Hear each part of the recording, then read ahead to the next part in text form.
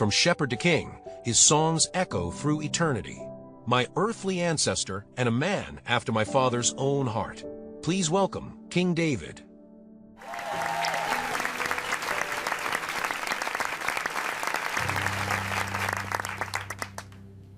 You were the youngest, forgotten in the fields. But the Father looks at the heart, not the outward appearance. David, tell me, what did you feel when the anointing oil touched your head? Lord, you asked me what I felt, but you were there before the prophet even filled the horn with oil.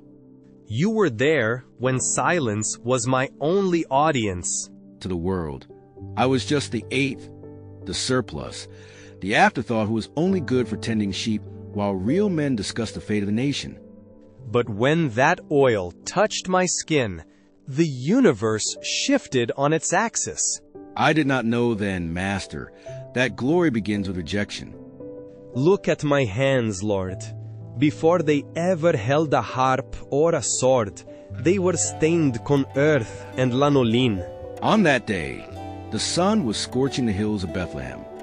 I was far away, in the forgotten pastures, composing melodies for the wind, singing about how the heavens declare the glory of God, never imaginando que a glória de Deus was about to descend upon my own house. No one called for me. When the great prophet Samuel arrived in the city, making the elders tremble with his presence, my father Jesse gathered my 7 brothers. Eliab with his warrior's height, Abinadab with his noble posture, Shammah with his steady gaze. All were purified, all were presented. And I was left with the flock. There is no greater loneliness, my Lord, and you know well what it is to be despised by your own than the loneliness of not even being considered an option. I was the child, the redhead, the little shepherd. While the sacrifice was being prepared and the history of Israel was about to change in my father's dining room, I was pulling burrs from the wool of a lost sheep. The rejection of my family was the first step toward my throne. But then, I saw the servant running across the field. He was screaming my name, breathless, eyes wide con panic. David, the prophet. The prophet will not sit at the table until you arrive. I ran. The smell of manure and sweat was still on me. The dust of Bethlehem covered my feet. I entered that house, and silence fell like a heavy cloak. I saw my brothers, rows of men rejected by God, leaning against those walls con shame in confusion. I saw my father Jesse, looking at me as if he were seeing a stranger. And I saw Samuel. The old prophet's eyes burned. They were eyes that had seen the corruption of Eli, the rise and madness of Saul. When he looked at me, Lord, I felt my soul laid bare. There was nowhere to hide. He did not see my stature, for I had none. He did not see my armor, for I wore rags. He saw what you see now, a heart desperate for you. He stepped closer. The horn of oil was in his hand. He didn't say many words. He just poured. What did I feel? Jesus. First, the coldness of the oil running down my forehead, tangling in my curls, dripping down my beard that wasn't even full yet, soaking the collar of my tunic. The scent was strong, spices and earth. But in the next instant, the cold turned to fire. Not a fire that burns the skin, but fire that consumes the bones. Your spirit, the Ruach, collided com me com a força de invisível huracão. In that moment, the pasture disappeared. The room disappeared. I felt a weight, Master. The weight of a crown that did not yet exist visibly, but was already crushing my spiritual neck. I felt an authority that was not mine, a courage that did not come from my blood. I looked at my brothers and felt no fear, no inferiority. I felt love. I felt the weight of an entire nation resting on my teenage shoulders. I understood, in a fraction of a second, that my life no longer belonged to me. I was no longer just the son of Jesse. I was the anointed. But, Master, anointing is dangerous. The world thinks being chosen is about receiving honors. But you know, to be chosen is to receive a target on your back. The oil set me apart, but it also isolated me. I thought everything would change in that instant, that I would be swept away out of palace. But Samuel left. My brothers went back to looking at me with disdain, perhaps even with more envy now. And my father? My father sent me back to the sheep. I returned to the field, anointed, but still a shepherd. A king, but still a servant. And 'twas there, in a silence after the anointing, that the true test began. I needed to learn that the oil does not prevent the fight. The oil attracts the war. I thought my greatest challenge would be enduring the scorn of my brothers or the smell of the sheep. How foolish I was! The oil on my head was a perfume that attracted predators. It didn't take long, Lord, for the calm the pasture to be shattered. Destiny did not send me a golden throne immediately. Destiny sent me a valley called Elah. And there, waiting for me, was not a crown, but a giant shadow que blocked out the sun, shouting curses que made the bravest men de Israel tremble in their tents. The anointing prepared me to reign, but first, it would demand that I stare into the face of death and not blink. Logic screamed that you would die, but while generals trembled, you ran toward the beast. What did your eyes see in that giant that no other man in Israel could see?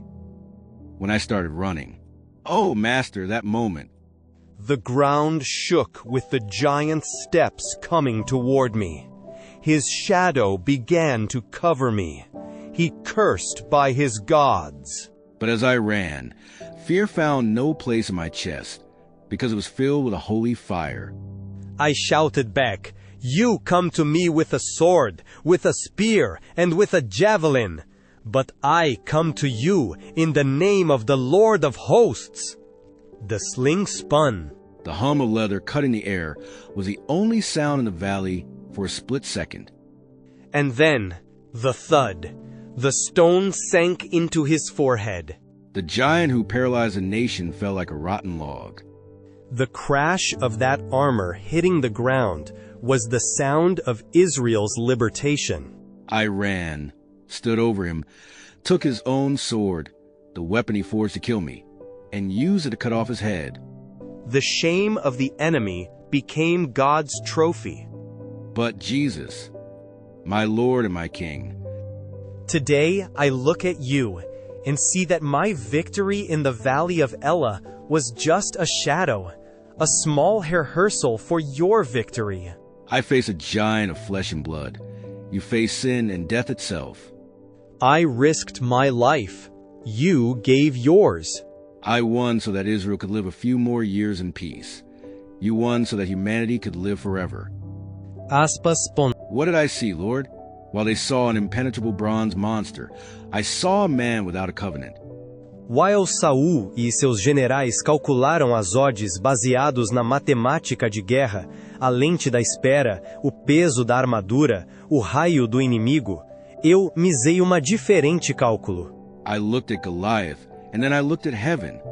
And compared to the size of the God who delivered me from the claws of the lion and the bear, that Philistine was small. Insignificant. They trembled before the voice of man. I trembled with indignation to see the name of the eternal being mocked. They saw certain death. I saw the opportunity to show Israel that God does not live only in the books of Moses, but that he was alive right there in that dusty valley. I remember the sound of the brook when I bent down. The cold water running over the stones. I chose 5, not because I doubted the first, but because faith is prepared. Saul tried to dress me in his royal armor, but it weighed me down. The world will always try to dress us in its protections, its titles, its logic. But I could not walk in that. I needed to go as I was, a shepherd. Because the glory of the victory could not go to Saul's sword, nor to military skill. The glory had to belong entirely to the Lord. Aspas pon. I cut off Goliath's head with a borrowed sword. You crushed the head of the ancient serpent with your own cross. People call me the great King David. The blind on the roads shouted, "Jesus, Son of David, have mercy on me." But today, before your glory, I want to correct history. I am not the greatest. I am just a moon that reflected a little of your light in the middle of Israel's night. You are the Son of Righteousness. My throne was earthly and temporary. Yours is heavenly and eternal. My crown rusted. Yours shines with the light of 1,000 stars. I was a man after God's own heart, but you are the very heart of God beating among us. Therefore, Lord, I lay down my harp. I lay my crown at your pierced feet. The story is not about how a boy defeated a giant. The story has always been, and will always be, about how the Creator loved His creation so much that He came down, became a servant, ran toward our death, and defeated it forever. The world says you're the son of David. But I, David, confess to you now before everyone, you are my Lord.